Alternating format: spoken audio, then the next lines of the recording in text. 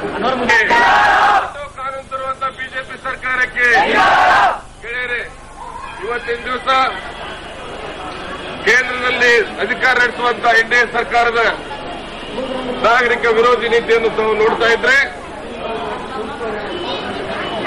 ಈ ರಾಷ್ಟ್ರದ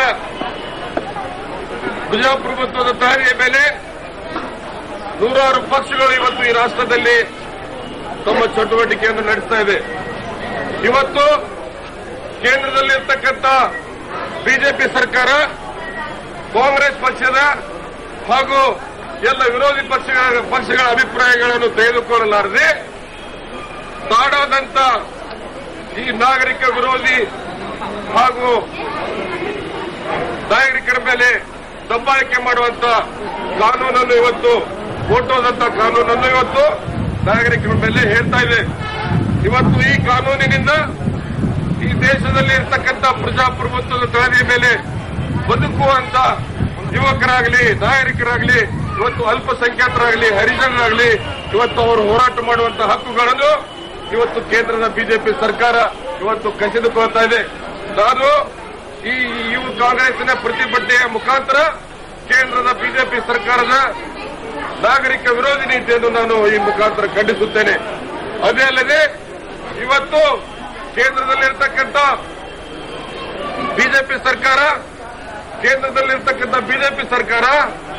ರಾಷ್ಟ್ರೀಯ ಮಟ್ಟದಲ್ಲಿ ಅಂತಾರಾಷ್ಟ್ರೀಯ ವಿದೇಶಿ ಕಂಪನಿಗಳನ್ನು ತಂದು ಈ ದೇಶದಲ್ಲಿರ್ತಕ್ಕಂಥ ಕಾರ್ಮಿಕರಿಗೆ ಬೀದಿ ಪಾಲು ಮಾಡುವಂತ ಇವತ್ತು ಕಾನೂನನ್ನು ತಂದು ಇವತ್ತು ಇಲ್ಲಿರ್ತಕ್ಕಂಥ ಇಂಡಸ್ಟ್ರೀಸ್ ಅನ್ನ ಮುಚ್ಚಿ ಇವತ್ತು ಬೀದಿಗೆ ತಳ್ತಾ ಇದೆ. ಅದೇ ಅಲ್ಲದೆ ಇವತ್ತು ರಾಷ್ಟ್ರದಲ್ಲಿ ರೈತರು ಅವರು ಬೆಳೀತಕ್ಕಂಥ ಕಬ್ಬಿಗಾಗಲಿ ಹಾಗೂ ಇನ್ನಿತರ ಬೆಳೆಗೆ ಇವತ್ತು ಅಲ್ಲಿ ಆ ಬೆಲೆ ಸಿಗ್ತಾ ಇಲ್ಲ.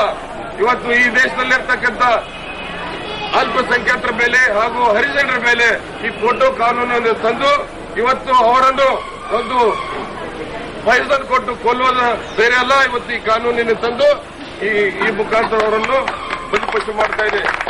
ಇವತ್ತು ನಾನು ಈ ವೇದಿಕೆ ಮುಖಾಂತರ ಬಿಜೆಪಿ ಸರ್ಕಾರದ ನಾಗರಿಕ ವಿರೋಧಿ, ಯುವಕರ ವಿರೋಧಿ, ಕಾರ್ಮಿಕ ವಿರೋಧಿ ನೀತಿಯನ್ನು ಖಂಡಿಸುತ್ತಾ ಬಿಜೆಪಿ .com ನಲ್ಲಿರ್ತಕ್ಕಂಥ